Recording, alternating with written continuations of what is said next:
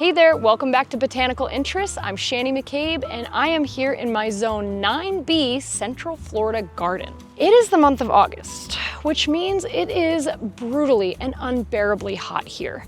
But that is not going to get me down. I am too busy scheming and thinking about all the incredible seeds that I want to sow in the month of August to ensure that I get right out the gate with plenty of abundance as soon as the fall temperatures start to roll around in my area. Now today, I'm not just going to be covering my zone. I'm going to be talking all about the various zones in the USDA growing zone map. So we're going to work our way, start south, and we're going to work our way all the way north. So if you don't see your zone covered at the beginning of the video, just be patient and I will get to you as we move along and we move north. There is so much potential for the month of August, and this is an often neglected month when it comes to sowing seeds. A lot of times we're a little bit burnt out and tired and we just can't muster the strength to get some seeds in the ground. But if you do buck up, plant a few seeds, you're going to be rewarded with ample harvests in the fall, and you're going to have more produce over the winter.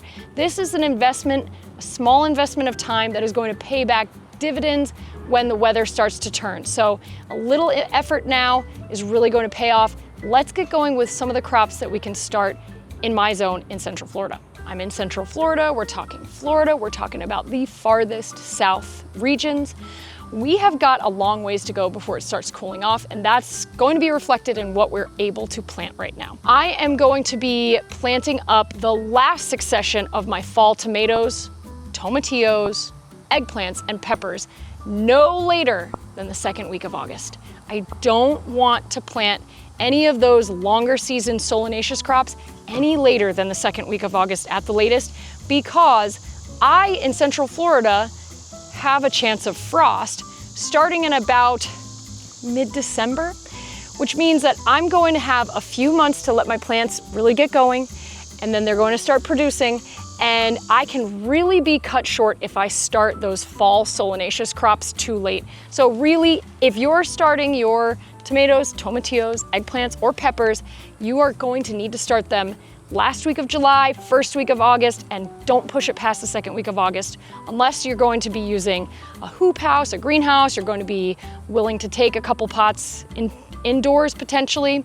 Now, if you live in South Florida and you've got a very remote chance of frost, this doesn't really apply to you. You can start a little bit later and it's going to be a bit more forgiving. But if you're in Central Florida, if you're expecting a potential frost or freeze, your solanaceous crops, tomatoes, eggplants, tomatillos, peppers, they're not going to be able to handle that. So get them started as soon as possible. These ones have to be started first 2 weeks of August at latest. Beyond the solanaceous crops at the early part of the month, we can always plant cowpeas. We still have an opportunity for okra and roselle. These are extremely heat tolerant crops that will grow on into the fall.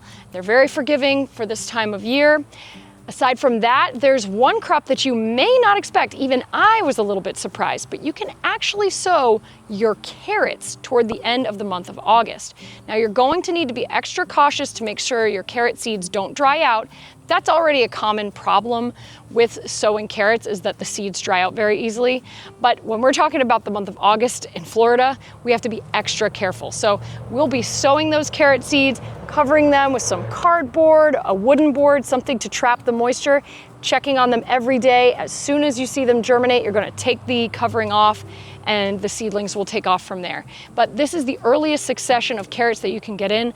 Carrots are something that can only really be grown fall, winter, and barely into spring in Florida. So we don't grow these year round.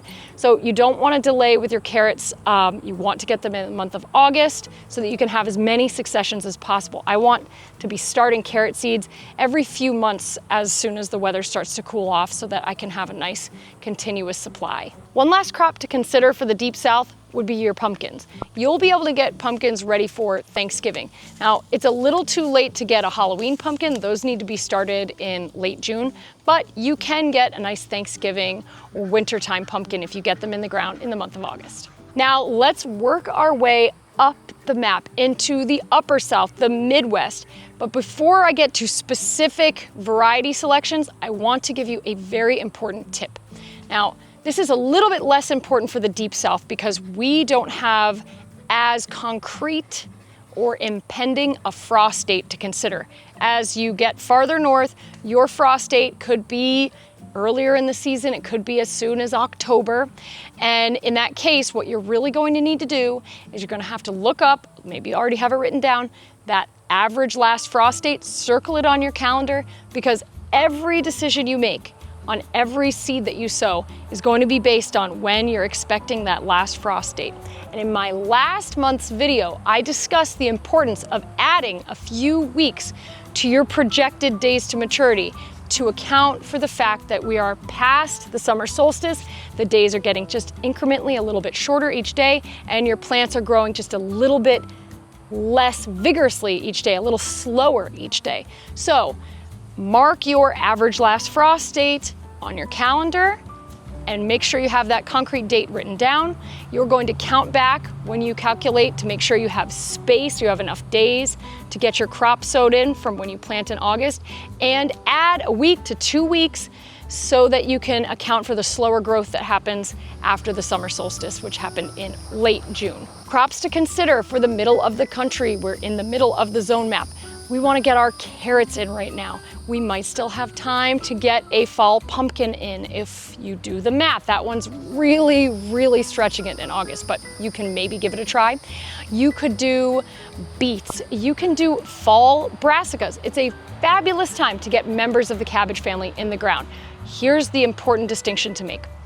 If you have to look at your days to maturity and make sure that you're going to have enough time to get some of those longer season brassicas in. A longer season brassica would be something like a cabbage, a cauliflower, or a broccoli. A broccoli, you definitely want to make sure that you have a fall variety, one that is going to be adapted to the day length that you're aiming for. So cabbages and cauliflowers would be a little bit easier this time of year. Looking at cabbages and cauliflowers, you want to make sure that you're going to have enough days to get to a nice harvest before your average first frost of the year. You're also going to want to consider doing short season brassicas because short season brassicas are much more forgiving. Those are things like kales and Asian greens. So those crops, collards are a great one to get started in August if you're in the upper south, in the Midwest. Even in the north, get some collard greens, get some kales in. They are going to need to be babied along in their infancy because it's still incredibly hot in the month of August. As long as you can get them to tough it out through that little germination and starting period, you might start them indoors in trays and transplant them even. As long as you can get them through that rough period, they're going to be so happy once September comes along, the temperatures start to even out, and these crops are not going to be making a head like a cabbage or a cauliflower or broccoli. They're not going to be making any kind of fluorescence of any kind. So they're not going to be affected by the day length as much. They're not going to be affected by the impending cold weather. They're going to sing right through. These are some of the easier, more safe bets. So definitely get some short season brassicas in and consider taking a gamble on some longer season brassicas as long as the days to maturity permit you. Another member of the cabbage family that you should not forget are the radishes. We've got the fall radishes that are more adapted to this day length. Those are an excellent choice. Just again, check the days to maturity to make sure you could squeeze them in. But those are an excellent choice for this time of year. Also, we can be doing carrots in those middle zones. Again, just like in the south, you're going to protect them as they germinate to make sure they don't dry out. Once they germinate, we're going to thin them and make sure they stay adequately watered, and then they're going to be so incredibly happy, and you're going to have nice storage carrots for the fall and the winter. Beets are another one that make an excellent fall crop.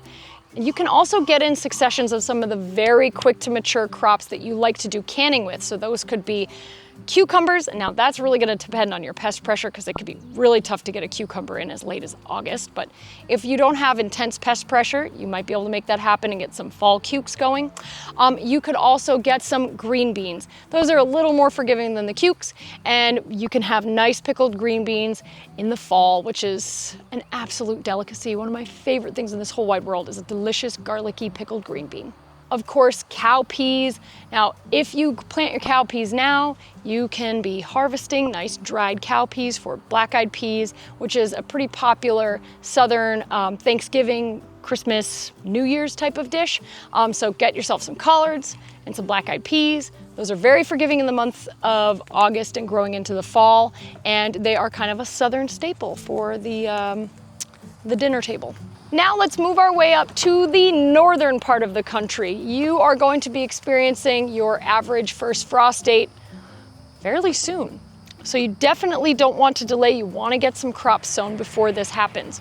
You are going to be focusing on the shortest maturity date possible. So crops that are going to make in a very short space of time before you expect that first frost and freeze. Things like cilantro, dill, kale, lettuces, spinach. Arugula is another excellent choice for the far north in August. Again, you're gonna be babying these crops along for those first few weeks of life because it's going to be very hot, but soon enough it's going to cool down significantly and the crops are going to be very happy you got them in, and you'll get a nice little harvest before your frost comes in. And some of these crops, like the brassicas, aren't going to be highly affected by the frost. Now, when a hard freeze comes in, that's a different story, but you should be able to leave these crops in your garden for quite a while they get covered in frost and they sort of freeze thaw. Brassicas are very forgiving that way.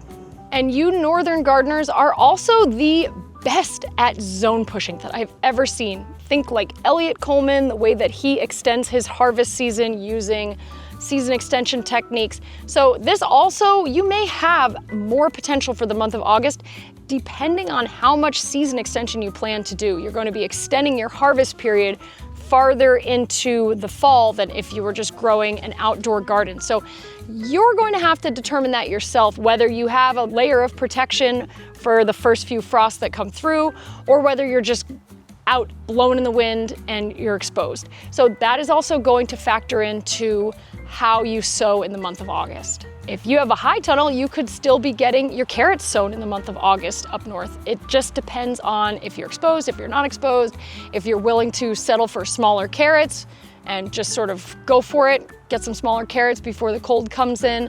Sometimes you're just throwing spaghetti at the wall and seeing what sticks when it comes to getting a fall garden in the far north, because sometimes you do get a surprise fairly early first frost and it can cut you short, but sometimes you get a little bit of an extended period. It can kind of vary. So playing with sowing times and experimenting in August is only going to benefit you because you're at the very least, you're going to learn what you can't pull off, and at the very best, you're going to extend your harvest. So that concludes what to grow in the month of August for the entire map. Thank you for joining me today. And just remember, we are going to be enjoying a gorgeous harvest. It's going to be hot. Get your huge, massive sun hat out.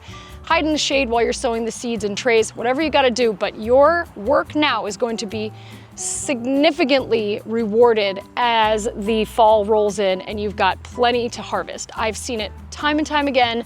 When you don't sow in the month of August, things sort of peter out and you're left with a pretty barren garden, but you've still got plenty of time for good growing season. So put in a little work now and you get the rewards later. Happy gardening.